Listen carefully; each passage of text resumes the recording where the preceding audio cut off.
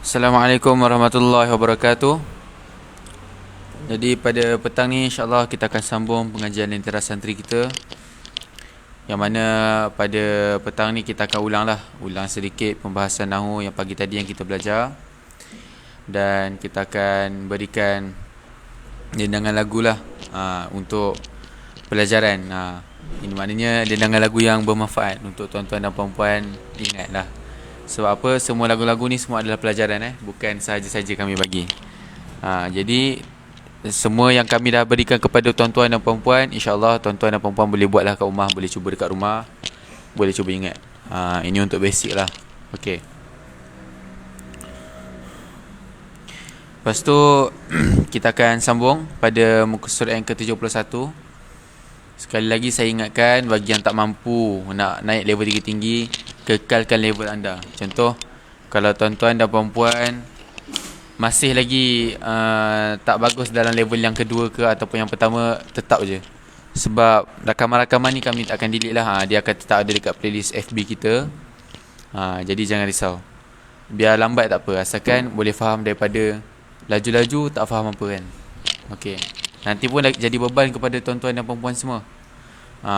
Tengah baca-baca, lepas tu main naik, makin susah, dah tak nak belajar. Okey. Jadi ambil slow, fahamkan dulu, cuba bincang dengan kawan-kawan. Jadi kita akan tengok pada muka surat yang ke-71, buku Lentera Santri. Ini adalah ulangan nahwu je lah, ringkasan.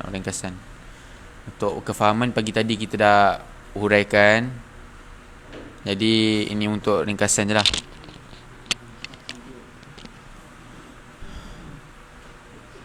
Sebutkan huruf yang beramal seperti laisa, nombor yang kelima. Ada ma, la, in dan lata. Jadi huruf ni beramal seperti laisa. Okey, maknanya tidak ada ataupun bukan. Jadi laisa ni apa? Laisa ni adalah salah satu daripada akhwat kana, daripada saudara-saudara kana, merofakkan isimnya, menasabkan khabarnya. Jadi kalau ada huruf-huruf yang beramal seperti laisa ni dekat dalam satu jumlah, dia akan ada isim dia dan khabar dia. Okey, lepas tu yang keenam, apa syarat ma boleh beramal seperti laisa? Okey, dia ada 3 syarat. Pertama, khabarnya tidak mendahului ni salah ni. Khabarnya tidak mendahului isimnya. Maknanya bukan khabar dulu baru isim lah. Lepas tu yang kedua pula, setelah ma tidak boleh ditambahkan in. Dan syarat yang ketiga, tidak dibatalkan oleh ilah. Maknanya macam kalau ada ilah, amal dia terbatal lah. Jadi maknanya tak ada ilah lah dekat situ. Okey. Lepas tu kita tengok muka surat sebelah dia, muka surat 72. Okey. Iqra' adalah, Iqra' tu apa? Dia nak tanya kita apakah penerangan Iqra' ni. Dia adalah mendorong mukhatab untuk melakukan perbuatan yang terpuji. Contohnya as-sidqa. Maknanya Iqra' ni dia adalah untuk kita mengajak ataupun menyuruh mukhatab, orang yang kita tengah cakap dengan dia sekarang ni, yang berdepan dengan kita ni, untuk dia melakukan perbuatan-perbuatan yang terpuji. Contohnya adalah tolong orang miskin ke, berbuat baik ke, solat ke, asalkan benda-benda tu benda baik lah. Contoh dia apa? As-sidqa. As-sidqa ni jadi apa? Dia jadi maf'ul bih daripada fi'il yang dibuang lah. Okey. Jadi fi'il amal yang dibuang tu apa? Ilzam. Tadi kita ada belajar. Lepas tu yang ke-8, tahzir. Adalah apa? Tahzir ni dia memperingatkan mukhatab untuk menjauhi ataupun menghindari sesuatu yang berbahaya atau tidak baik. Dia untuk kita ingatkan lawan bicara kita, orang tu, supaya menjauhi sesuatu yang berbahaya lah. Maknanya untuk dia tak melakukan perbuatan yang buruk. Contoh dia apa? Al-khiyanata. Ihzar al-khiyanata, jauhilah khianat. Ni pun sama, jadi maf'ul bih daripada fi'il yang dibuang, fi'il amal. Lepas tu yang ke-9, ikhtisas. Adalah menasabkan isim dengan fi'il. Maknanya isim tu dinasabkan dengan fi'il yang dibuang lah. Tengok, akhusu, nakhusu, a'ni dan na'ni. Yang maknanya fi'il ni wajib dibuang, memang wajib, tak ada dalam jumlah lah. Contoh dia apa? Nahnu al-araba nukrimu ad-daifa. Nahnu, kami, al-araba. Tiba-tiba jadi mansub. Kenapa pula jadi nasab kan? Sebab apa? Ada fi'il kat situ tapi dibuang. Apa fi'il dia? Nakhussu, kami ni khusus orang Arab, al-araba orang Arab. Nukrimu ad-daifa, kami memuliakan tetamu. Okey. Jadi al-araba tu dia dinasabkan sebab apa? Ada fi'il yang dibuang. Okey. Lepas tu yang ke-10 pula, af'alul madhi. Af'alul madhi ni apa? Fi'il-fi'il yang digunakan untuk memuji. Contohnya apa? Ni'maz zadu at-taqwa. Ni'mah maknanya sebaik-baik. Ni'mah tu lah af'alul madhi. Ni pujian. Sebaik-baik bekal at-taqwa adalah takwa. Lepas tu yang ke-11, sebutkan af'alul madhi. Af'alul madhi ni ada 3 lah. Ni'mah, habba dan habbadha. Okey.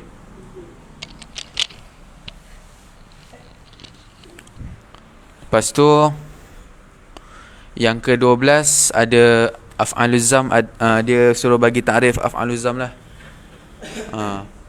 Ini semua soalan-soalan ni yang dekat atas tu semua soalan-soalan. Jawapan dia semua yang ada dekat dalam kotak-kotak hitam tu lah.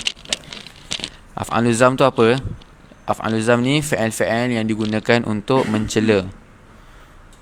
Contoh dia apa? Bi'sal khuluqu al-khiyanata. Seburuk-buruk akhlak itu adalah khianat. Seburuk-buruk akhlak itu adalah khianat.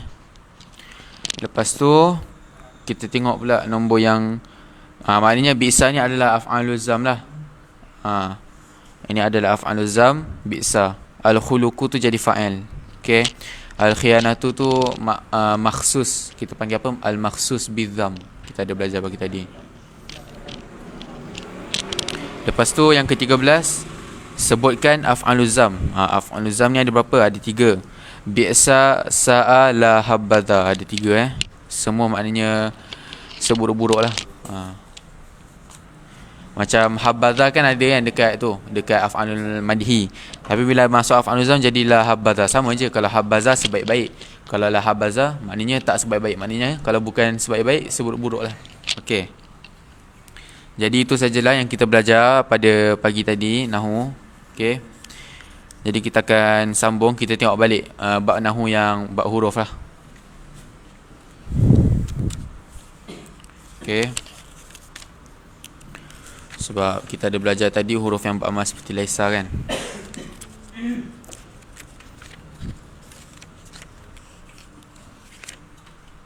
Kita buka pada muka surat 182. Nombor yang ke-19, huruf yang beramal seperti laisa.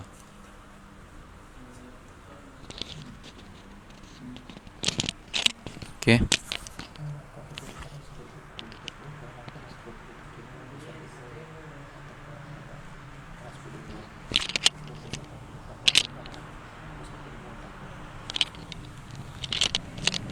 Baik. Jadi kita akan sambung pada huruf yang beramal seperti laisa. Okey. Jadi kita tengok, kita cuba sama-sama lah. Kita ulang. Ma la la ta'in amalu laisa. Ma la la ta'in amalu laisa. Lagi sekali. Ma la la ta'in amalu laisa. Ma la la ta'in amalu laisa. Baik. Itu saja yang kita belajar antara huruf-huruf Nahu lah. Pagi tadi kita ada belajar. Kita akan sambung pada ni yang barulah, tanda i'rab isim. Kita buka pada muka surat 175 InsyaAllah buka pada muka surat 175 buku Lentera Santri. Tanda i'rab isim. Okey, boleh cuba sama-sama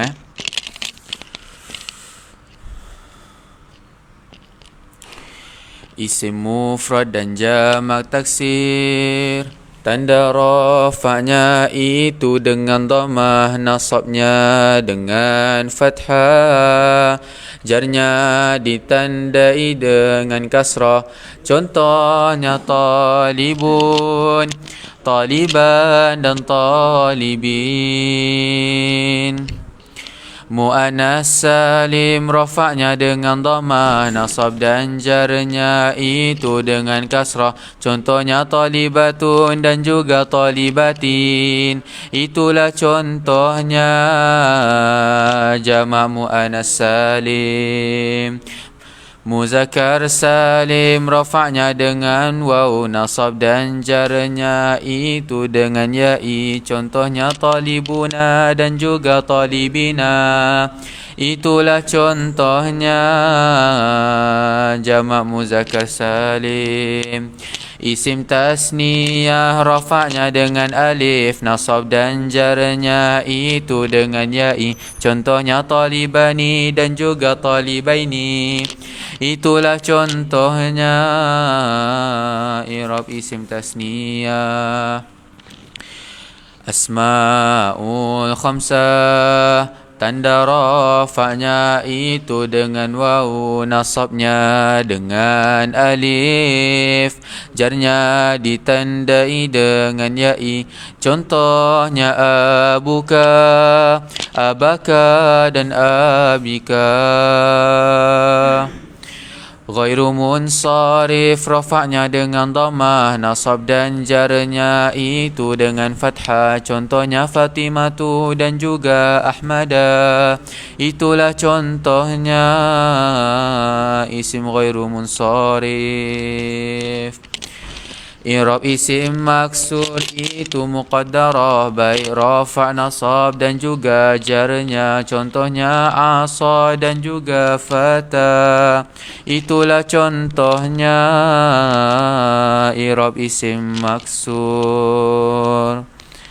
I'rab isim manqus juga muqaddarah kecuali nasab dengan fathah zahirah. Contohnya qadin dan juga qadiyan. Itulah contohnya i'rab isim manqus. Itulah contohnya tanda i'rab isim. Jadi apa nak bagi tahu kat sini, dia nak huraikan kita bila macam-macam isim ni, dia macam-macam isim ada banyak kan. Jadi dia nak terangkan bila isim mufrad, i'rab rafa' dia dengan apa, nasab dia tanda dia apa, jar dia tanda dia apa, macam tu. Jadi kita cuba ulang balik lah kita cuba ulang balik lagu. InsyaAllah tunjuk balik pada muka surat 175. Kita ulang lagi sekali. Okay, boleh tunjuk Isim mufrad dan jamak taksir, tanda rafa'nya itu dengan dhammah, nasabnya dengan fathah, jarnya ditandai dengan kasrah. Contohnya talibun, taliban dan talibin. Mu'annas salim rafa'nya dengan dhammah, nasab dan jarnya itu dengan kasrah. Contohnya talibatun dan juga talibatin. Itulah contohnya jamak mu'annas salim. Muzakkar salim rafa'nya dengan waw, nasab dan jarnya itu dengan ya'i. Contohnya talibuna dan juga talibina. Itulah contohnya jamak muzakkar salim. Isim tasniyah rafa'nya dengan alif, nasab dan jarnya itu dengan ya'i. Contohnya talibani dan juga talibaini. Itulah contohnya i'rab isim tasniyah. Asma'ul khamsah, tanda rafa'nya itu dengan waw, nasabnya dengan alif, jarnya ditandai dengan ya'i. Contohnya abuka, abaka dan abika. Ghairu munsarif, rafa'nya dengan dhamma, nasab dan jarnya itu dengan fathah. Contohnya Fatimatu dan juga Ahmada. Itulah contohnya isim ghairu munsarif. I'rab isim maksur itu muqaddarah, baik rafa, nasab dan juga jarnya. Contohnya asa dan juga fata. Itulah contohnya i'rab isim maksur. I'rab isim mankus juga muqaddara, kecuali nasab dengan fathah zahira. Contohnya qadin dan juga qadian. Itulah contohnya i'rab isim mankus. Itulah contohnya tanda i'rab isim. Baik, sampai situ je untuk petang ni. Jadi ada satulah lagu baru dan satu ada segmen ulangan Nahu pagi tadi. Dan ada kita ulang sikit lah huruf-huruf Nahu. InsyaAllah tuan-tuan dan puan-puan yang belajar, yang masih lagi menyertai kelas kita ni, kami harap supaya tuan-tuan dan puan-puan boleh cuba berlatih di rumah lah. Dan jangan lupa untuk subscribe jugalah YouTube kami. Boleh cuba tengok playlist-playlist kami yang live-live dahulu ada pada YouTube Pusat Ilmu Al-Taqwa, dan page Facebook kami Pusat Tahfiz Al-Taqwa. Kat situ memang banyaklah playlist-playlist kita yang lama, yang dulu kita pernah mengajar Nahu dan Sorof. Dan daripada kelas Bahasa Arab Al-Quran pun ada.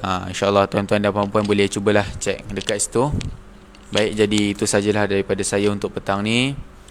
Yang baik datang dari Allah, yang buruk datang daripada diri saya sendiri. Minta maaf atas segala kesilapan. Kita tutup majlis dengan tasbih kafarah.